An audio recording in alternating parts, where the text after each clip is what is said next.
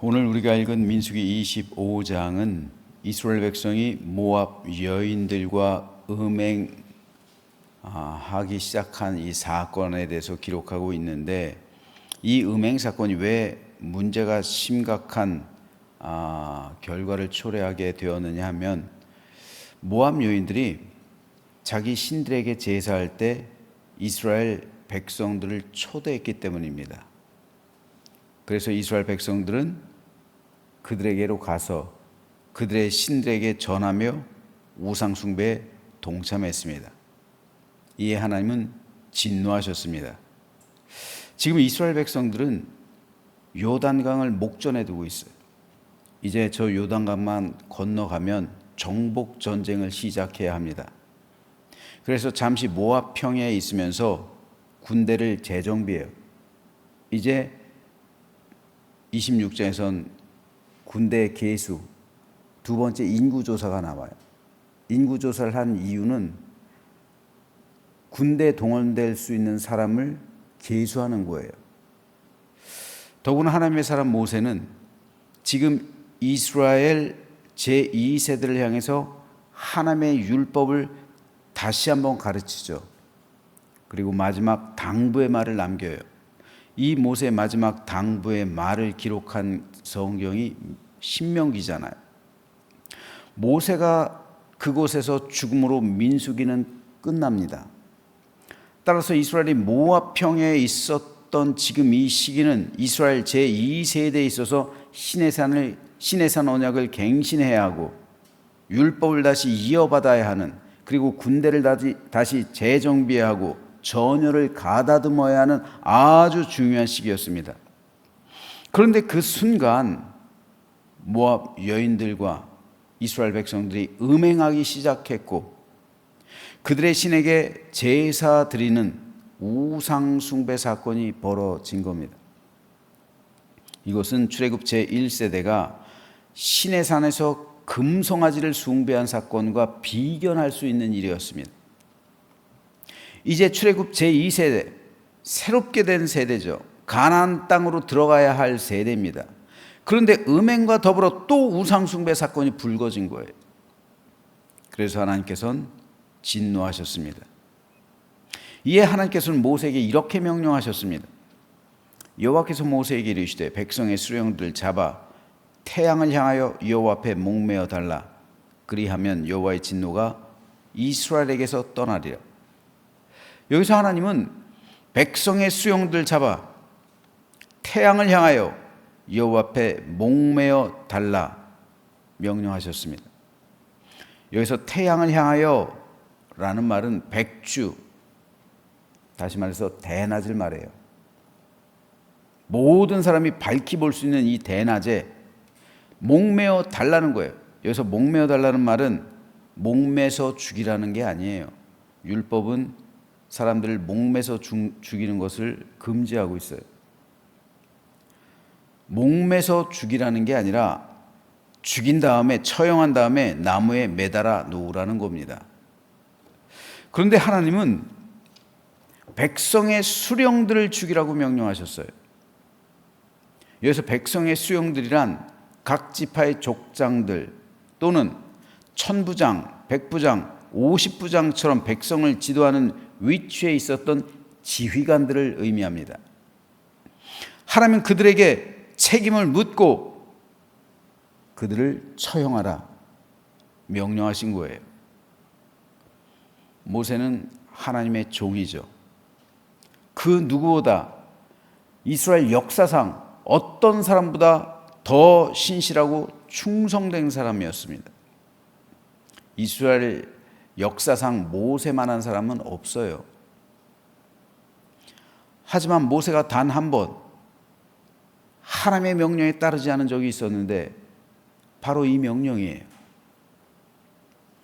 모세가 이 명령을 따를 수 없었던 이유는 첫째로 음행 사건과 우상 숭배 사건의 책임을 백성의 수령들에게 물을 수는 있겠지만 그렇다고 해서 죽이는 것은 과하다고 생각했기 때문입니다. 둘째로 수령들이 백성들을 지휘하지 않으면 어떻게 가나안 땅으로 들어갈 것이며 어떻게 군사 작전을 펼칠 것이며 어떻게 백성들 통솔할 수가 있겠습니까? 그래서 모세는 지휘관들에게 이렇게 명령을 내려요. 모세가 이스라엘 재판관들에게 이르되 너희는 각각 바알볼에게 가담한 사람을 죽이라. 하나님은 모세에게 백성의 지휘관들을 죽이라고 명령하셨지만 모세는 그 지휘관들에게 우상 숭배하는 사람들을 직접 죽이라 명령한 겁니다. 모세는 때로 하나님께 항변하기도 했고 하나님을 설득하기도 했습니다. 하지만 오늘 본문에는 모세가 하나님께 항변했다거나 하나님을 설득했다는 기록이 없어요. 이것은 모세가 독자적인 판단을 내렸음을 의미합니다.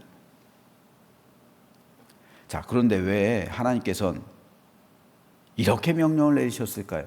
그 이유가 있을 거 아니에요. 그것은 백성들을 통제하지 못한 책임을 물은 겁니다. 지휘관들이 어떻게 하느냐에 따라서 이스라엘 백성들은 모압 여인들과 행음하지 않을 수도 있었고요. 바알 신의 제사에 참여하지 않을 수도 있었어요. 하지만 지휘관들은 백성들이 모압 여인들과 음행하는 것을 보면서도 그 여인들의 초청에 따라 바알에게 가서 그모스에게 가서 그들의 신에게 제사하는 것을 보면서도 아무 말 하지 않았어요. 하나님께서는 그게 더 나쁘다고 말씀하시는 거예요. 지휘관들이 백성이 죄에 동참하고 있는 것을 보면서도 알면서도 가만 내버려둔 것, 그거를 더 나쁘게 보신 거예요. 이스라엘 백성이 잘못하면 그들을 만류해야죠. 그들의 죄를 지적해야죠. 그게 지휘관이죠. 하지만 방치해둔 거예요. 귀찮았을 수도 있고요. 아니면 괜히 잔소리했다가 요즘 말로 꼰대라는 소리나 듣고 대들기 좋아하는 이스라엘 백성들에게 욕먹을 것이 뻔하니까 그냥 내버려둔 거예요. 이에 대해서 하나님께서는 에스겔 선지자에게 이렇게 말씀하십니다. 인자야, 내가 너를 이스라엘 족속의 파수꾼으로 세웠으니, 여기서 지휘관이라고 한번, 파수꾼을 지휘관으로 이렇게 읽어도 좋아요. 너는 내 입의 말을 듣고 나를 대신하여 그들을 깨우치라. 가령 내가 악인에게 말하기를 너는 꼭 죽으리라 할 때에 네가 깨우치지 아니하거나 말로 악인에게 일러서 그의 악한 길을 떠나 생명을 구원하게 하지 아니하면 그 악인은 그의 죄악 중에서 죽으려니와 내가 그 핏값을 내 손에서 찾을 것이고, 네가 악인을 깨우치되 그가 그의 악한 마음과 악한 행에서 돌이키지 아니하면 그는 그의 죄악 중에서 죽으려니와 너는 내 생명을 보존하리라. 다시 말해서 어떤 사람이 죄악을 저지르고 있을 때 그의 죄악을 깨우치라는 거예요. 이게 파수꾼에게, 다시 말해서 선지자에게 주신 하나님의 명령입니다. 그러니까 선지자는 핍박을 받은 거예요. 누가 자기 죄를 지적하는 걸 좋아하겠어요? 반발이 일어나겠죠. 내가 잘못한 것을 알고 있는데 누가 나의 죄를 지적하면은 비밀이 탄로나는 거잖아요. 그러니까 그 사람은 반발심으로 그 사람을 대적하게 돼 있어요. 그러니까 선지자가 고난이 많고 핍박이 많은 거예요. 때로 선지자는 돌로 맞아 죽었어요. 스데반이 그렇게 죽잖아요. 그런데 만일 네가 그게 귀찮아가지고 이스라엘 백성이 두려워서 그에게 죄를 지적하지 않고 그가 그 죄 가운데 죽게 된다면 내가 그 핏값을 너에게서 찾을 것이다. 하지만 네가 그의 죄를 지적했는데도 그들이 듣지 않거든 너는 상관이 없다. 그의 핏값은 그에게로 돌아갈 것이다. 이거예요. 지휘관들 마찬가지였어요. 하나님께서 지휘관을 세우신 것이나 하나님께서 선지자를 세우신 것이나 똑같은 이유예요. 따라서 백성의 지휘관들은 백성들이 잘못할 때 그들의 죄악을 지적해야 되는 거죠. 그리고 그들을 돌이키게 해야 되는 거예요. 그럼에도 불구하고 그들의 죄악이 그들이 죄악을 저질렀다면 이건 지휘관들의 책임이 아니에요. 하나님께서는 지휘관들에게 책임을 묻지 않으십니다. 그 피값이 그들에게 돌아가는 거예요. 하지만 알면서도 지휘관들이 방치했잖아요. 그냥 뒀잖아요. 그래서 백성들이 자유롭게 바알볼의 우상숭배 가담하게 했잖아요. 방조했잖아요. 방치했습니다. 내버려뒀습니다. 누구도 그것을 만류하지 않았어요. 그래서 그들의 핏값, 그리고 여호와 하나님을 배신한 책임, 이것을 지휘관들에게 물은 거예요. 하지만 모세는 차마 그 명령에 따를 수가 없었습니다.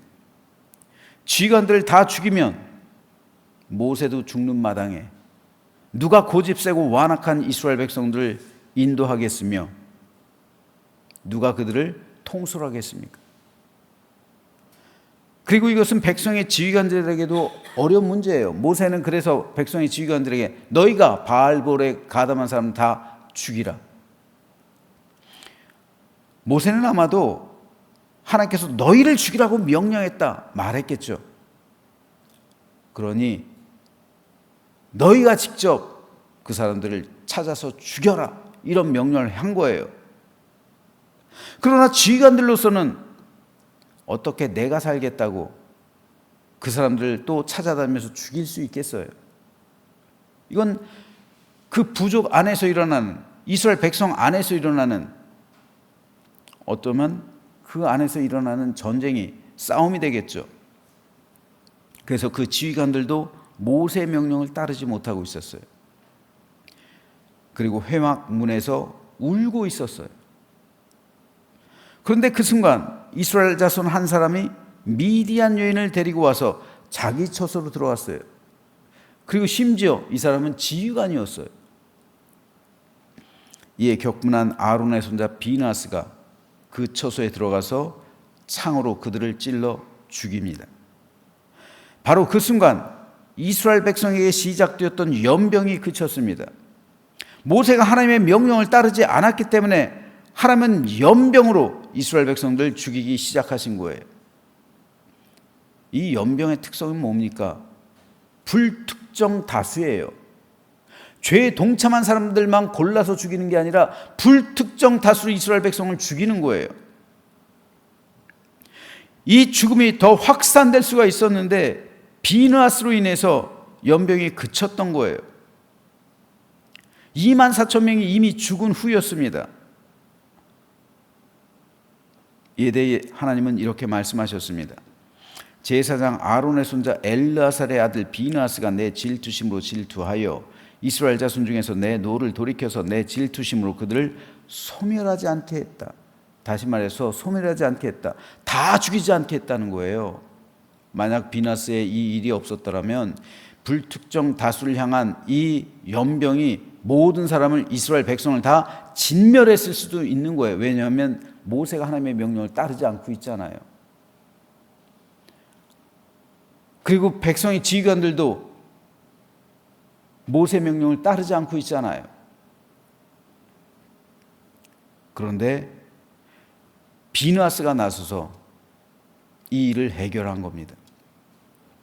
여기서 질투라는 말에 해당하는 히브리어는 카나입니다. 이 카나라는 단어는 질투란 뜻도 있지만 열심 또는 열정이라는 뜻도 갖고 있는 거예요. 질투를 다른 면으로 보면 열심이에요. 열정이에요.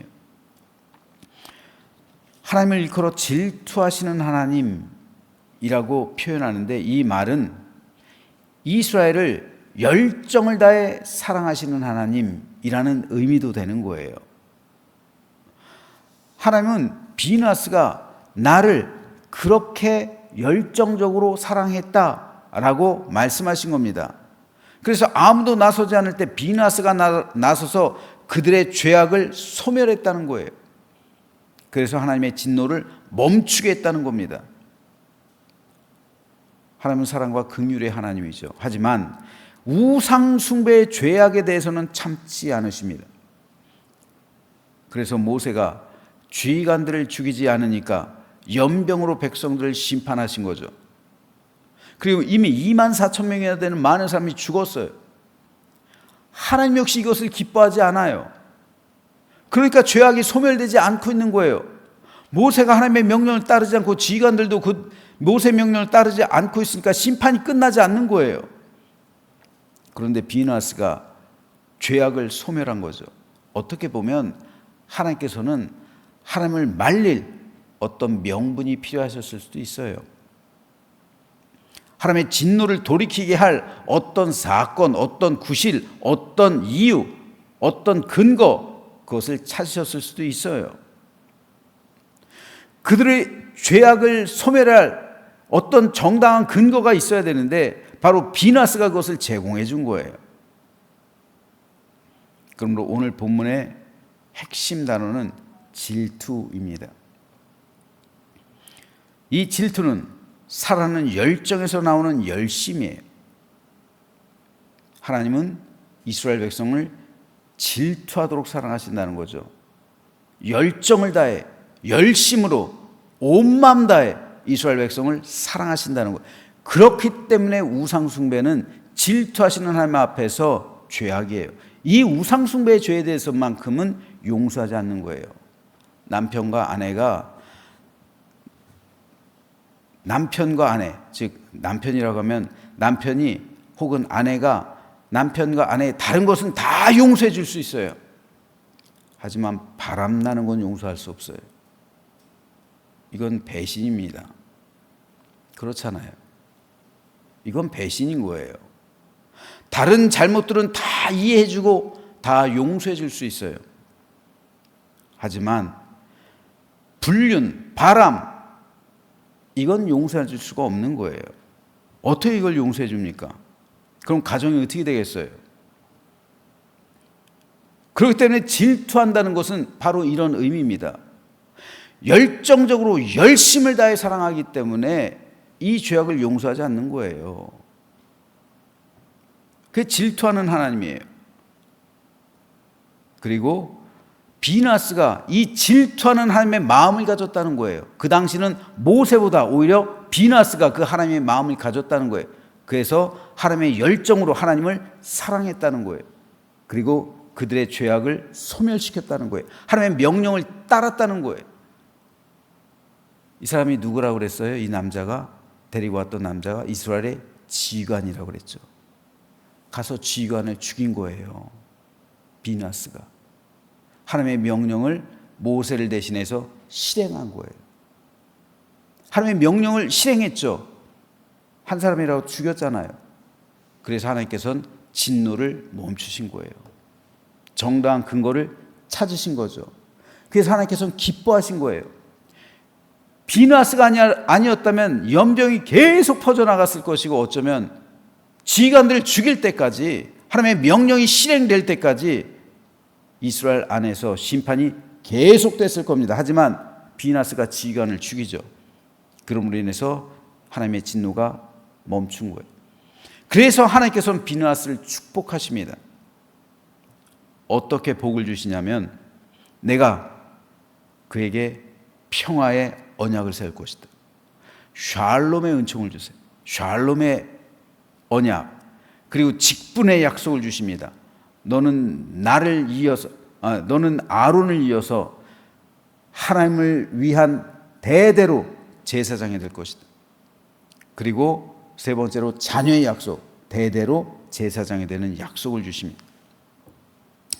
자, 그렇다면 오늘 우리는 어떻습니까? 우리가 오늘 새벽 물어봐야 할 것은 나는 과연 하나님을 질투하도록 사랑하는가? 하나님을 열정을 다해 열심으로 하나님을 사랑하고 있는가 하는 문제입니다. 얼마나 우리는 하나님을 열정적으로 사랑하고 있습니까? 얼마나 우리는 하나님에 대한 열정과 열심을 가지고 있습니까? 이 열심과 열정이 없다면 우리는 이 시대 비느하스가 될 수 없습니다. 하나님은 오늘도 하나님을 향한 열정으로 타오르는 사람을 찾으십니다. 하나님을 사랑하기 때문에 죄악과 타협하지 않으며 하나님을 향한 열망과 열정으로 가득해서 주의 일을 하는 사람을 오늘도 찾으십니다. 그리고 그에게 비느하스에게 주셨던 평화의 약속, 직분의 약속, 자손의 약속을 주십니다. 저는 저와 여러분이 오늘날 비느하스가 되기를 소망합니다. 그래서 이 시대를 살아가는 비느하스처럼 질투하는 마음, 하나님을 향한 열정과 열심을 가지고 주님을 뜨겁게 사랑하며 하나님으로부터 평화의 약속, 직분의 약속, 자손의 약속을 받고 주와 동행하며 승리하는 삶을 살아가는 우리 모두가 되시기를 주님의 이름으로 축원합니다.